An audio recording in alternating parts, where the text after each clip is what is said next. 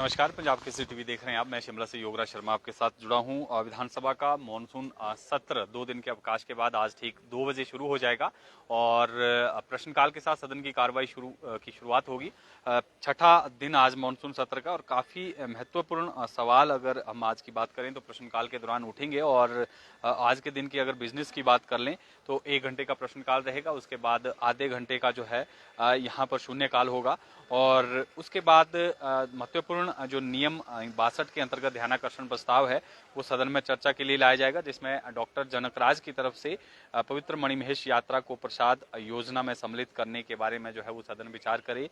ये संकल्प जो है जो है वो ध्यानाकर्षण प्रस्ताव वो सदन में चर्चा के लिए लाएंगे। और नियम 63 के अंतर्गत अल्पकालीन चर्चा पेखुवाला परियोजना को कृषि व्यवस्था में हरित क्रांति के रूप में सिंचाई सुविधाओं, उन्नत बीजों, कृषि उत्पादन में वृद्धि तथा किसानों की आय बढ़ाने को लेकर जो है सदन विचार करेगा। और इसके बाद जो है वो नियम 130 के अंतर्गत भी यहाँ पर दो जो प्रस्ताव हैं वो सदन में चर्चा के लिए लाए जाएंगे, जिसमें पहला प्रस्ताव जो है वो जीतराम कटवाल की तरफ से सदन में पेश किया जाएगा, जिसमें प्राकृतिक खेती को बढ़ावा देने के लिए सुदृढ़ व कारगर नीति बनाने को लेकर सदन में विचार विमर्श होगा।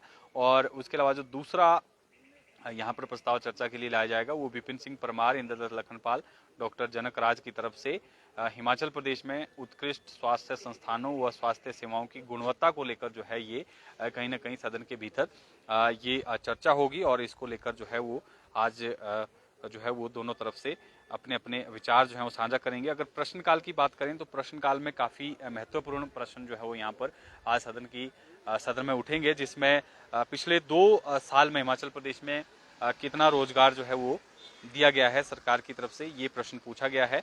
31/11/2024 तक कितना रोजगार जो है वो 2 साल में सरकार ने दिया और इस अवधि के दौरान कितनी नौकरियां नियमित अनुबंध आधार पर, दैनिक वेतन भोगी और पार्ट टाइम के आधार पर जो है वो दी गई है। ये प्रश्न जो है वो जीतराम कटवाल की तरफ से पूछा गया है और जयराम ठाकुर 2 विधायकों की तरफ से, विपक्ष के दोनों विधायक हैं, उन्होंने ये प्रश्न पूछा है। और इसके अलावा प्रदेश में युवाओं को स्वरोजगार देने के लिए सरकार कौन कौन सी योजनाएं जो हैं वो आरंभ की गई है और इन योजनाओं में कितने युवा जो हैं वो लाभान्वित हुए हैं, ये प्रश्न भी आज जो है वो पूछा गया है। और इसके अलावा हिमाचल प्रदेश में वन महोत्सव से जुड़ा हुआ एक बड़ा महत्वपूर्ण प्रश्न ये पूछा गया है, जिसमें 2 वर्षों में 31 जुलाई 2025 तक प्रदेश में वन महोत्सव में कितने पौधे लगाए गए हैं, किस संस्थान, एनजीओ और विभाग द्वारा लगाए गए हैं, इन वन महोत्सवों के आयोजन और पौधारोपण पर कितनी धनराशि जो है वो व्यय की गई है और संस्थावार जो इसका ब्यौरा मांगा गया है। और इन पौधों को जीवित दर क्या है, कौन कौन सी प्रजाति के पौधे लगाए गए हैं, बंडल और बीट वाइज इसका पूरा ब्यौरा मांगा गया है। और क्या सरकार पौधारोपण के बाद उनकी देखभाल और निगरानी के लिए कोई विशेष योजना पर जो है वो विचार कर रही है, ये प्रश्न भी सदन में जो है वो पूछा गया है। और इसके अलावा शिमला में पार्किंग से संबंधित एक प्रश्न पूछा गया है।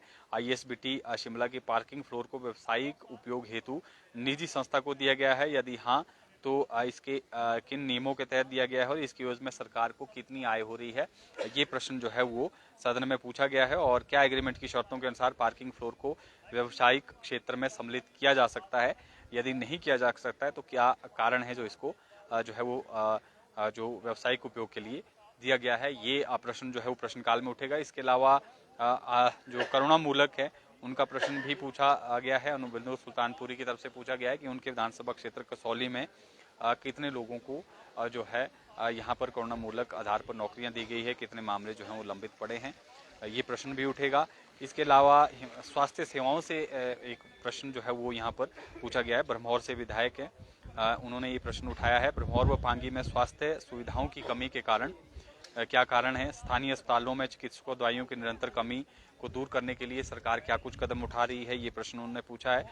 और दूर दराज के इलाकों में कोई विशेष स्वास्थ्य नीति जो है वो लागू करने पर सरकार विचार कर रही है, अगर विचार कर रही है तो कब तक ये लागू की जाएगी, क्या कुछ इसके लिए सरकार कदम उठा रही है, तो ये प्रश्न जो है वो सदन में उठेगा। इसके अलावा जिला परिषद कर्मचारियों का प्रश्न भी आज जो है प्रश्नकाल में उठेगा। प्रदेश में जिला परिषद के जो कैडर के कितने अधिकारी और कर्मचारी है, पूरा ब्यौरा इसका मांगा गया है।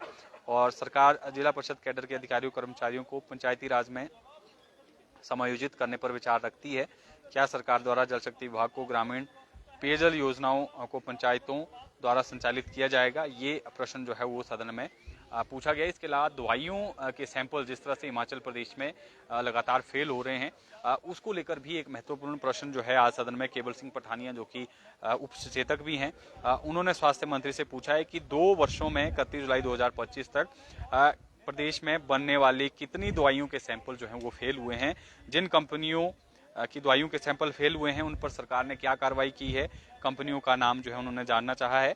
और अपने विधानसभा क्षेत्र शाहपुर में उन्होंने जो है वो पूछा है कि निर्वाचन क्षेत्र में कितने औषधालय जो हैं वो पंजीकृत है, विभाग द्वारा औषधालयों की छापेमारी में अनियमितताएं पाए जाने पर क्या कार्रवाई की जाती है। ये पूरा ब्यौरा जो है उन्होंने सदन में जानना चाहे। तो ठीक 2 बजे सदन की कार्रवाई शुरू हो जाएगी और प्रश्नकाल से शुरुआत होगी। जिस तरह से मैंने जिक्र किया कि प्रश्नकाल काफ़ी महत्वपूर्ण रहने वाला है, काफ़ी महत्वपूर्ण सवाल जो हैं वो सदन में आज भी उठेंगे। शुक्रवार की अगर बात कर लें, जिस दिन जो है आपदा को लेकर चर्चा यहाँ पर खत्म हुई थी और नेगी की तरफ से, जगत सिंह नेगी की तरफ से जवाब जो है वो सदन में दिया जाना था, उसका यहाँ पर विपक्ष की तरफ से जो है वो बहिष्कार किया गया और बाइकआउट जो है उनका किया गया, क्योंकि जिस तरह की एक टिप्पणी जगत सिंह नेगी की जिसको लेकर जो है ऐतराज यहाँ पर विपक्ष के नेता और तमाम जो विपक्ष के विधायक हैं उन्होंने जताया है, आपदा के दौरान जो टिप्पणी की गई थी उसको लेकर जो है साफ तौर पर बहिष्कार यहाँ पर जो है वो मंत्री का किया गया है। ना तो उनसे कोई प्रश्न विपक्ष की तरफ से पूछा जाएगा और ना ही जो है उनका जवाब सुना जाएगा। अगर वो कोई वक्तव्य देते हैं तो वो भी जो है वो नहीं सुना जाएगा। बहिष्कार जो है वो उनका किया गया है और जवाब भी जो है विपक्ष ने शुक्रवार को नहीं सुना और सदन की कार्रवाई से उन्होंने जो है वो बहिष्कार किया। और हो सकता है कि आज गतिरोध को तोड़ने के लिए कोई पहल हो, लेकिन पूरे सत्र के दौरान जो है विपक्ष का साफ तौर पर ये कहना है कि पूरा बहिष्कार जो है वो किया जाएगा। पूरे सत्र के दौरान उनसे कुछ भी सवाल जवाब जो है वो नहीं पूछा जाएगा, या तो वो जो है अपनी भाषा शैली सुधारे। हालांकि इस दौरान जगत सिंह नेगी की तरफ से जो टिप्पणियां की गई हैं सदन के भीतर, साफ तौर पर विपक्ष को यहाँ पर राजनीति जो है वो साफ तौर पर उन्होंने करार दिया है कि यहाँ पर जो है वो राजनीति की जा रही है। विपक्ष के लोगों को आपदा से कोई लेना देना नहीं है, इस तरह की टिप्पणी जो है नेगी की तरफ से की गई है। साफ तौर पर उनका कहना था कि सदन की कार्रवाई से बहिष्कार जवाब सुने बिना ही जो है वो विपक्ष के लोगों ने बहिष्कार किया है। ऐसे में आपदा से उनका कोई कंसर्न नहीं है, इस तरह का गंभीर आरोप उन्होंने लगाए हैं और अभद्र भाषा का उन्होंने कोई इस्तेमाल नहीं किया, ऐसा उनका कहना था। लेकिन विपक्ष का साफ तौर पर कहना है कि अपनी भाषा सुधारे राजस्व मंत्री, तभी वो सदन में जो है वो उनसे कोई सवाल या उनका जवाब जो है वो सुनेंगे। तो देखना होगा कि क्या आज भी ये गतिरोध जारी रहता है, क्योंकि लगातार विपक्ष आक्रामक है, चाहे बेरोजगारों का मुद्दा हो या शिक्षण संस्थानों को बंद करने का मुद्दा हो या कर्मचारियों का मुद्दा हो, तमाम मसलों को लेकर जो है सदन के भीतर और बाहर घेरता आया है। आज देखना होगा कि आज किस तरह का रवैया जो है वो यहाँ पर विपक्ष का सदन के भीतर रहता है। क्या आज जो है वो सदन की कार्रवाई चल पाती है या आज भी सदन के भीतर जो है वो कोई हंगामा होता है। तो फिलहाल के लिए इतना ही। आप बने रहें पंजाब केसरी हिमाचल के साथ।